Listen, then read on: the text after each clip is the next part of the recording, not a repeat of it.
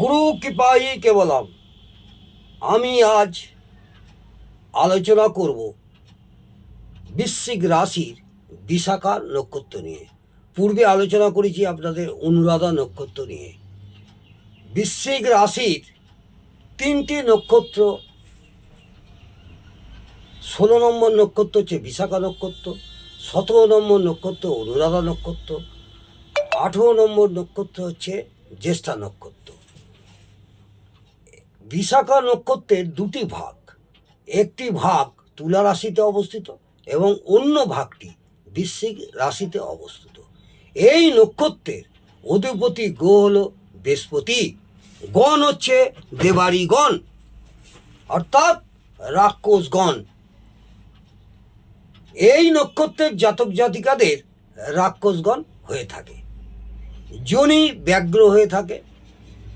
বিশাখা শব্দটি কোথা থেকে এসেছে? বিশাখা শব্দটি এসেছে বি প্লাস শাখা থেকে, অর্থাৎ শাখা শূন্য বা শাখাহীন বা শাখা পোশাখা নেই। আমার অভিজ্ঞতায় দেখেছি বিশাখা নক্ষত্রের জাতক জাতিকাদের খুব কাছের মানুষগুলো অসময়ে চলে যায়। যেমন পরিবারের কেউ, আত্মীয় স্বজনের মধ্যে কেউ, প্রিয় বন্ধুবান্ধবদের মধ্যে কেউ, মনের মানুষ কেউ, হয় তাদের মধ্যে কেউ মারা যায়, আর না হয় দূরে থাকে, বা সম্পর্কের দূরত্ব বেড়ে যায় বা শেষ হয়ে যায়, অর্থাৎ শাখাহীন গাছের মতন হয়ে যায়।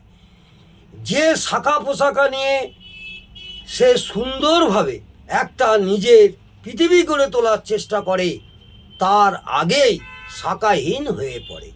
এই নক্ষত্রের জাতক জাতিকারা উন্নত মানসিকতার মধ্যে থাকে, অর্থাৎ এদের মন মানসিকতা একটু উন্নতি ধরনের হয় এবং উচ্চ মনের মানুষ হয়, মিষ্টি ভাষী হয়, মিষ্টি ব্যবহারও করে, সুন্দর দেখতেও হয়, নম্র স্বভাব হয়, ঈশ্বর বিশ্বাসী হয়, সৎ হয়, উদার চেতা হয়, সংস্কৃত সম্পন্ন হয়, মেধাবী হয়ে থাকে, নাম যশ করে এবং নাম যশও হয়, প্রভুত্বপ্রিয়তা, নিরপেক্ষ, দয়ালু, জ্ঞানী এবং একটু স্বার্থপরও হয়ে থাকে।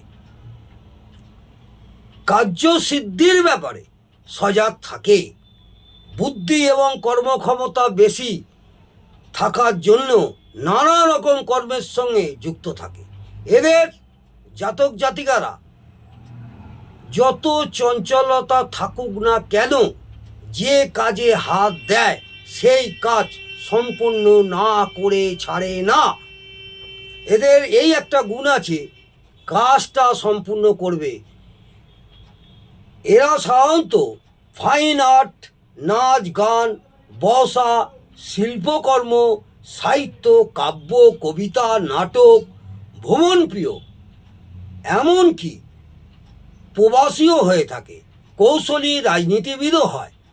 প্রসাধনী দ্রব্য ব্যবহার করা বা পছন্দ করবে, সুগন্ধি দ্রব্য ব্যবহার করা বা বিপরীত লিঙ্গের প্রতি মোহিত হওয়া বা বিপরীত লিঙ্গকে আকর্ষণ করা বা রতিপ্রিয় হয়ে থাকে।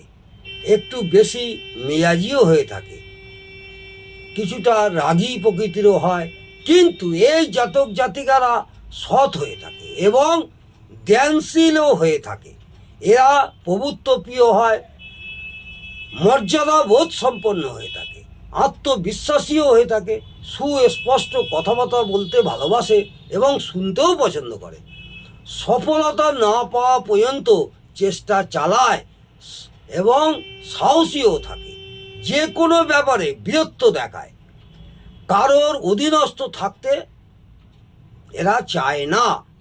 একগুঁয়েমি ভাব থাকে, কথাবার্তার মধ্যে একটা সাজানো গোছানো ব্যাপারও থাকে, বুঝে শুনে হিসেব করে এরা কথাবার্তা বলে।